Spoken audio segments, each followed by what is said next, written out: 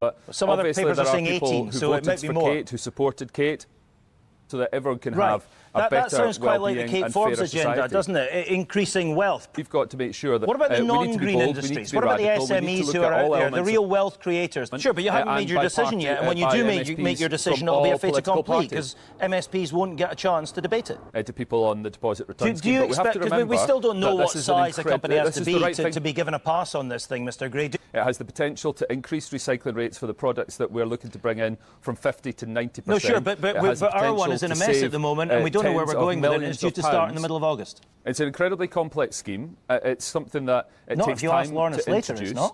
But these are arguments that have been made relentlessly for the last 8, 9, 10 years. For independence. But do you not think the previous leaders, is that the problem that we've had so far? When it comes to it's pretty damning. See, you're standing. You're basically saying. I'm asking about social issues. Your social conservatism. We care but you've told gay people that you don't think they should be treated in the same way as heterosexual people should be treated when it comes to marriage. So we might use stats. Sorry, Kate Forbes, how can you say that when you've said that you don't think gay people should be allowed to get married? Well, Dr Philippa Whitford is the SNP spokesperson for Scotland at Westminster and joins us now. Organisations, sports bodies, women's centres have all been acting along with the Equalities Act since 2010. But this particular piece of legislation would mean different legal genders at different ages in different parts of the UK. As I said, from the moment you propose transitioning, you have that protection by your employer, by any public body. But it's not about the certificate. It's about the different ages, for instance, and operating in different parts of the UK, and that being challenged. Gary. We've different ages of marriage. Scotland had different ages for centuries. So, are we saying that people who go on holiday from Scotland to England are suddenly unmarried? It's not about going on holiday. It's not about going on holiday. It's about equal pay, for instance. If you read the statement of reasons that was published, basically half of it was just, we can't have something different. Well, I'm sorry, that's the basis of devolution. And the other half... Ramsay Yousaf suggesting there is no middle ground either, that what has been passed here is correct and needs to be enacted. Well, if you look at the original consultation, 60% of the public supported the principle of the bill. But then the Isla Bryson case came along and people saw how it worked in reality. Yeah, and I've already talked about how poisoned the public debate has become, but yet they have been left, right and centre in all the Brexit legislation. But people have seen the Westminster government legislating in devolved areas. Kemi Badenoch rocked up 3 days before the final vote. She had spoken to Shona Robertson beforehand. There had been exchange of letters, etc. But just on the Shona Robertson wrote in October, and she answered a couple of months later. Just very briefly, if you wouldn't mind, on why the public are divided on this.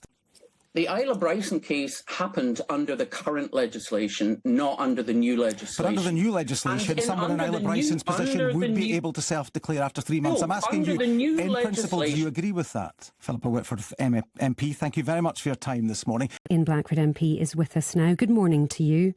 Good morning, Laura. This story just continues to dominate the headlines. Should Nicola Sturgeon be suspended from the SNP while investigations carried out?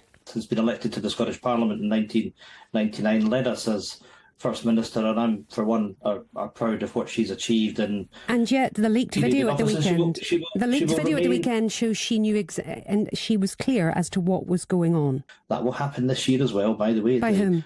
Accounts will be lodged by, auditors will be put in place, and the accounts will be lodged with the Electoral Commission in a timely manner, as is always the case. How many auditors have you approached to look through the party's finances? Well, I am not responsible for approaching auditors, but I'm satisfied. But yet you're on the radio talking about the party's finances. I think it would be a sensible suggestion to have looked at how many auditors that have been approached. What there is there's selective reporting that has reached he went on to say, course of the last few days. But we need to find money or we'll be cutting our tail until there's nothing left, is another quote that's taken from that meeting. Are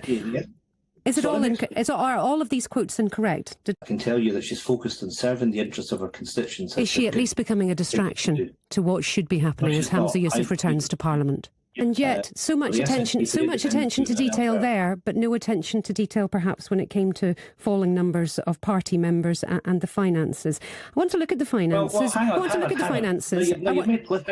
Laura, you made a statement there. For the purposes of cash flow, it was appropriate for that loan to be put in place, and of course that will be dealt with in the normal course of events. So cash flow was an issue. One of the big revelations of the past week.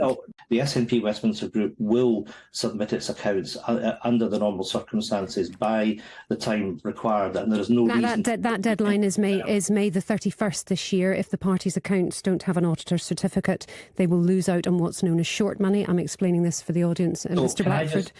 That's over £1 million worth of public funding that you could miss out on if you don't get that stamp of approval. I'm being quite specific with you that the deadlines that are there for the SNP Westminster Group to submit their accounts will be met.